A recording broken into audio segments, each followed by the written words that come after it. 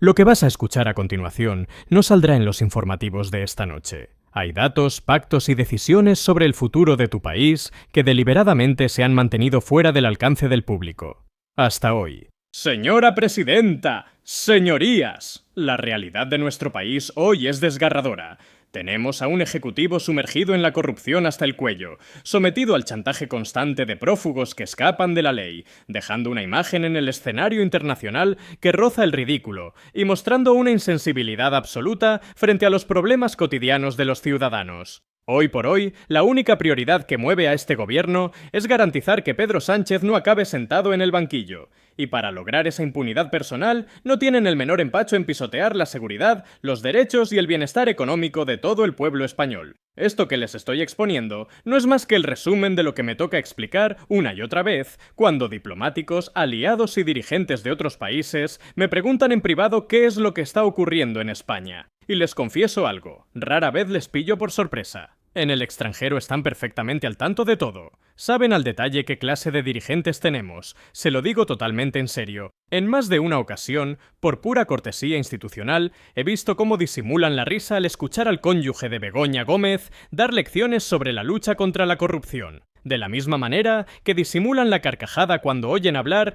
de una transición verde competitiva viniendo del único mandatario que ha logrado provocar un apagón energético total en su propia nación. Menciono todo esto ahora que nos disponemos a debatir sobre las reuniones internacionales, para que en este Parlamento seamos plenamente conscientes de la percepción real que se tiene de nuestro gobierno fuera de nuestras fronteras. Una percepción que, como suele ocurrirle a los perfiles narcisistas, dista enormemente de la fantasía que ellos proyectan en su cabeza. Durante mucho tiempo, el señor Sánchez se autoconvenció de que podía posar como un estadista de talla mundial, vendiéndose como la gran contrapartida europea a Donald Trump, algo así como si fuera el Obama de Pozuelo, y tal vez soñaba con asegurarse un sillón internacional que le sirviera de refugio para escapar de los juzgados de Plaza de Castilla. Me temo que la jugada le ha salido mal.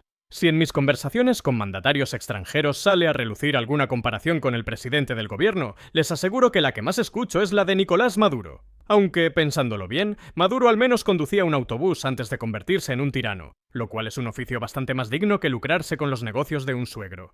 Porque de usted, señor Sánchez, no puede decirse lo que se dice de las princesas. Usted sí tiene un pasado oscuro, y cuando uno explica esos detalles en el exterior, a la gente le cuesta dar crédito. Pero sobre todo, usted tiene un futuro judicial absolutamente inevitable. En cuanto a su presente, ha quedado perfectamente retratado esta misma mañana. Nos ha soltado una intervención soporífera, trufada de falsedades, de maniqueísmo barato y de artimañas calcadas a las de sus referentes ideológicos Chávez y Castro.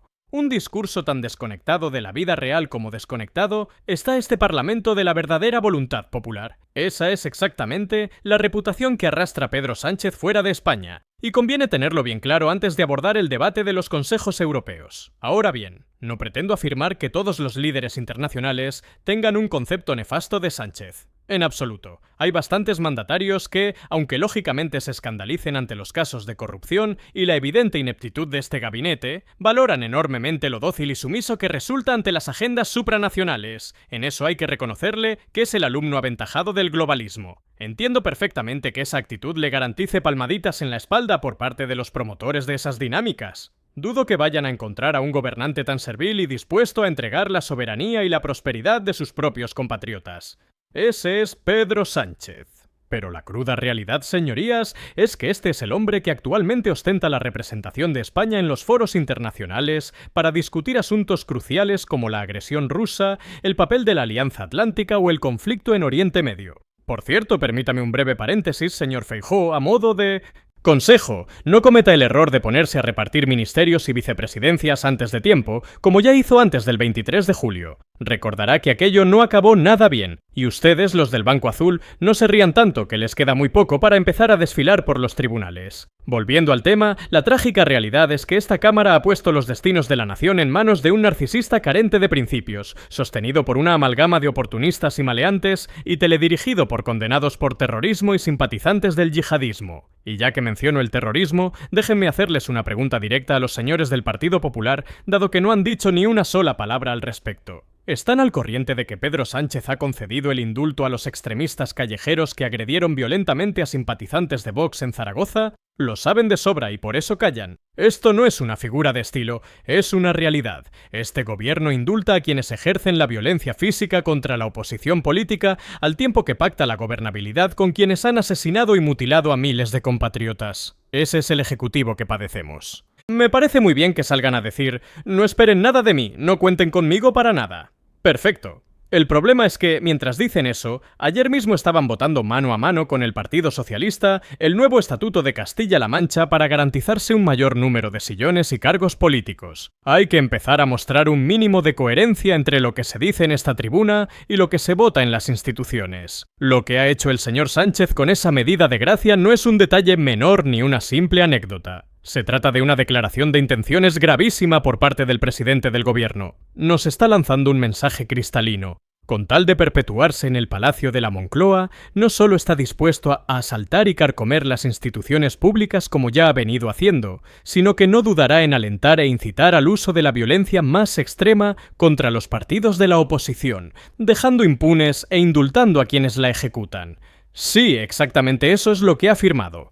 No ponga cara de sorpresa ni se encoja de hombros, porque es la pura verdad. Si en el Partido Popular comprendieran de verdad el alcance de esta amenaza, cortarían de forma inmediata cualquier tipo de entendimiento o alianza que mantienen actualmente con el Partido Socialista en Bruselas y en la ciudad de Ceuta. En Ceuta, de hecho, prefieren sostener un gobierno conjunto con los socialistas antes que alcanzar un acuerdo con Vox, a pesar de haber tenido la oportunidad en la mano. Con nosotros reniegan de gobernar en cualquier parte. En cambio, con el Partido Socialista no tienen ningún problema en repartirse el poder, tanto en el Parlamento Europeo como en las fronteras de Ceuta. Deberían hacérselo mirar seriamente, porque es precisamente en Bruselas donde, para desgracia de la ciudadanía española, el Partido Popular y el Partido Socialista caminan de forma indivisible, en perfecta sintonía con sus socios separatistas y de extrema izquierda.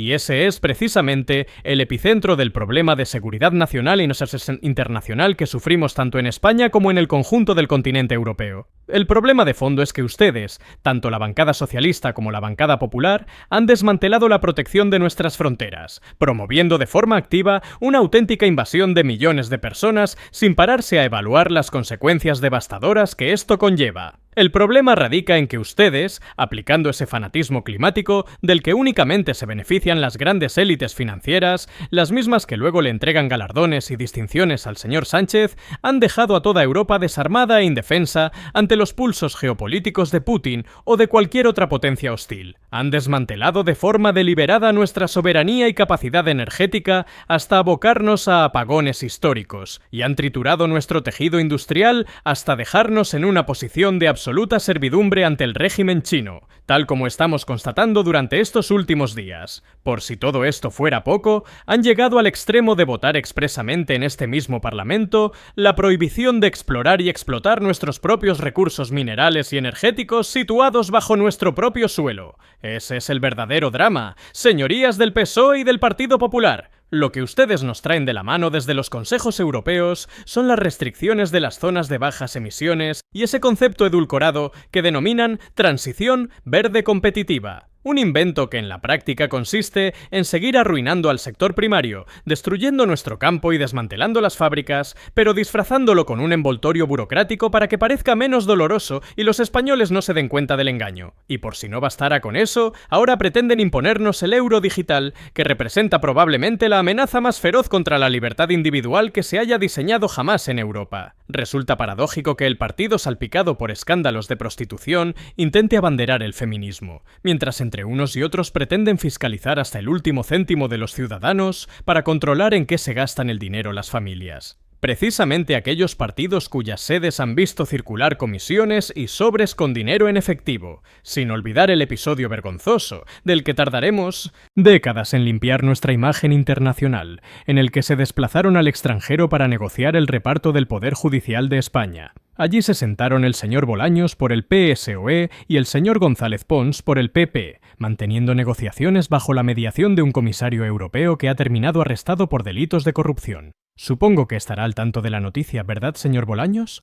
Sinceramente, si ustedes coinciden en absolutamente todo lo estructural, si votan juntos el 90% de lo que llega expedido desde el Parlamento Europeo y condiciona la legislación de nuestro país, ¿por qué no son honestos, se dejan de paripés y se presentan juntos en una candidatura única? Sería el ejercicio de transparencia más honrado ante los votantes. Quizá la única razón por la que no dan el paso definitivo es para mantener la ficción del bipartidismo, pero si concurrieran bajo una misma sigla, podríamos debatir con muchísima más claridad sobre los asuntos que hoy nos traen aquí, como por ejemplo la situación de los servicios públicos. Todos ustedes, sin excepción en esta Cámara, han impulsado y favorecido la llegada masiva e incontrolada de millones de inmigrantes a España, sin pararse a calcular ni por un segundo la presión insostenible que esto iba a ejercer sobre nuestras infraestructuras públicas. Y el primer impacto demoledor de esa irresponsabilidad lo estamos sufriendo en la vivienda. Luego sale aquí el señor Sánchez a soltar 4 tópicos vacíos sobre el acceso a la vivienda. Oiga, estamos hablando de que ustedes han ostentado el poder durante 3 décadas y el Partido Popular durante 15. Suman 45 años de gestión compartida. Pretender que los mismos que han generado este colapso sistemático vayan a traer la solución es una toma de pelo.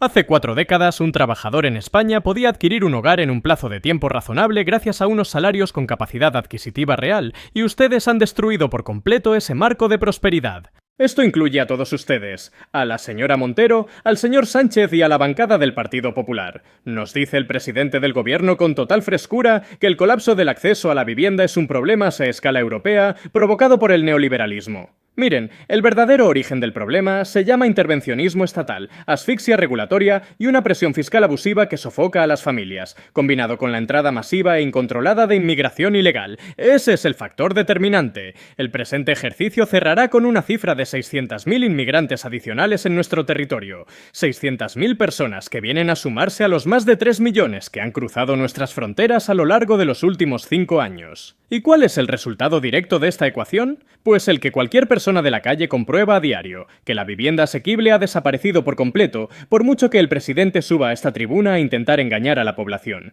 que los sueldos actuales son incapaces de permitir la emancipación de los jóvenes para formar una familia, viéndose abocados a emigrar fuera de su patria mientras importamos mano de obra, que la seguridad en los barrios ha saltado por los aires, y si no, pregunten a las mujeres, y que conseguir una cita médica en la sanidad pública se ha convertido en una odisea de semanas o meses. El señor Sánchez ha venido aquí cargado de métricas y datos autonómicos, pero esas cifras no son más que el reflejo directo de las políticas que ustedes han ejecutado desde los distintos gobiernos regionales. Es la consecuencia inevitable de haber transformado el fenómeno migratorio en una auténtica invasión sin control. Y me quiero detener un instante en este punto concreto. El sistema sanitario español se encuentra al borde del colapso estructural. Agradezco que el propio señor Sánchez haya aportado datos que lo certifican, tan solo en la Comunidad de Madrid, y valoro que la señora Díaz Ayuso, al menos, haya tenido la honestidad de facilitar los datos públicos, a diferencia del señor Juanma Moreno Bonilla o de este propio gobierno. Se atiende anualmente a más de 200.000 inmigrantes en situación irregular. ¿De verdad pretendían hacer creer a los ciudadanos que una carga de esa magnitud no iba a tener repercusiones en la atención pública? ¿A quién pretenden engañar? ¿Por qué se sorprenden de que las listas de espera batan récords? Dejen de encogerse de hombros y asuman de una vez su responsabilidad directa en la ruina de la sanidad pública. En otras regiones ni siquiera podemos fiscalizar la dimensión real del impacto, porque tanto el Ejecutivo Central como el señor Moreno Bonilla ocultan los datos. Lo que sí sabemos es que siguen repartiendo tarjetas sanitarias universales a discreción, mientras a un ciudadano español le ponen trabas burocráticas si se desplaza de provincia, y promocionan en los países de origen el acceso al ingreso mínimo vital, sacando pecho orgullosos del incremento de estas prestaciones. Están haciendo un efecto llamada masivo prometiendo subsidios y atención médica gratuita a costa del contribuyente.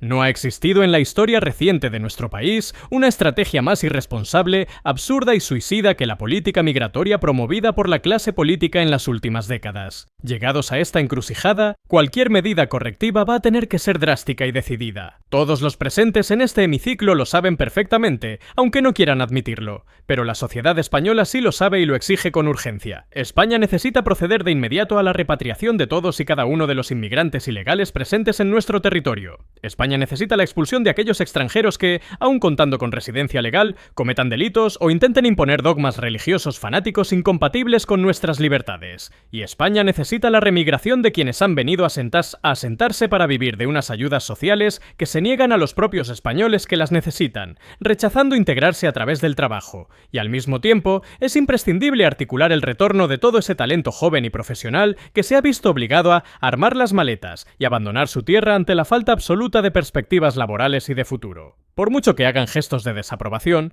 desde sus escaños saben que cada palabra que estoy pronunciando es una verdad como un templo. Saben perfectamente que esto no solo es puro sentido común, sino que representa el sentir mayoritario de los españoles, incluidos millones de sus propios votantes, y de la inmensa mayoría de los inmigrantes legales que sí se han integrado, trabajando codo a codo para sacar adelante este país. Y por esa precisa razón, no se atreven a convocar un referéndum ni a consultar directamente a la ciudadanía. Tienen pavor a la voz del pueblo porque no le tienen el menor respeto. Prefieren seguir gobernando 4 décadas más de espaldas a los españoles, imponiendo políticas de fronteras abiertas, fanatismo climático y agendas ideológicas que están destruyendo las bases económicas de las familias. Ya iré al tema de Valencia, no se impaciente, que voy a llegar de inmediato, aunque me da la impresión de que no le va a gustar en absoluto lo que tengo que decirle. Es de sobra conocido por todos que los servicios públicos fundamentales sufren una degradación acelerada. Es un hecho incontestable que nuestro sistema educativo acaba de registrar las peores métricas de la historia en el informe PISA. Es evidente que la red ferroviaria bajo la gestión del señor Puente se desploma a diario entre retrasos y averías. Es una realidad insostenible que la criminalidad más grave se ha disparado, golpeando con especial dureza a las mujeres. Desde que Pedro Sánchez ocupa la presidencia, las agresiones sexuales no han parado de multiplicarse, y en plazas como Madrid la mitad de la población reclusa en los centros penitenciarios es de origen extranjero. ¿Existe o no existe un problema real en las calles? Para ustedes, recluidos en sus despachos, no pasa nada. Para la ciudadanía de a pie, la situación es francamente insostenible. Ustedes, PSOE y Partido Popular, continúan suscritos de la mano al Pacto Migratorio de Bruselas, que no es otra cosa que la hoja de ruta para consumar esta invasión. Siguen respaldando de forma unánime los acuerdos de París, el Pacto Verde Europeo y las directrices de la Agenda 2030, es decir, todo el entramado normativo que asfixia el tejido productivo y social de España. Nos hablan constantemente de transición ecológica, pero la única transición real que se está produciendo es la del capital, que se evacúa a chorros desde los bolsillos de las clases medias hacia las arcas de las grandes fortunas globales, esas mismas élites que colman de honores y aplausos al señor Sánchez en los foros internacionales.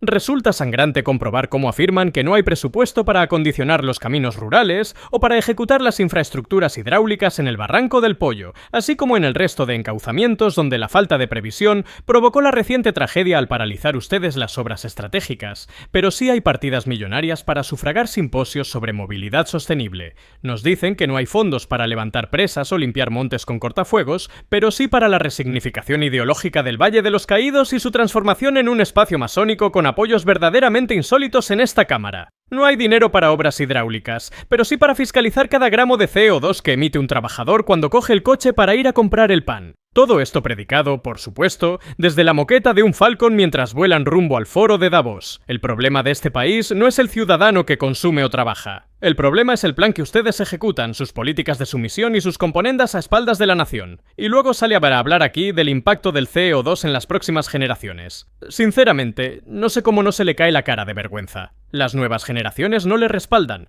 La juventud está profundamente desencantada de sus políticas porque ha comprendido que su agenda de fanatismo climático la está condenando al empobrecimiento, a la falta de expectativas y al exilio económico. Deje de engañar a la sociedad y ustedes desde la oposición suave dejen de hacerle el juego a esta farsa. Los jóvenes ven con absoluta claridad que carecen de empleo estable, de acceso a la vivienda, de capacidad de ahorro y de un proyecto de país. La responsabilidad de este desastre no es de los españoles. La sociedad no tiene la culpa de negarse a aceptar un plan de pauperización masiva que redistribuye la riqueza de las clases populares hacia las élites supranacionales. En el fondo no nos están pidiendo que reduzcamos emisiones. Lo que exigen es sumisión absoluta, mientras ustedes firman acuerdos comerciales con las potencias más contaminantes del planeta, enviando delegaciones oficiales para rendir pleitesía al régimen chino. Son absolutamente incapaces de resolver la gestión más elemental del día a día. No logran que los trenes circulen a su hora como antaño, no consiguen garantizar el suministro eléctrico sin riesgo de apagones,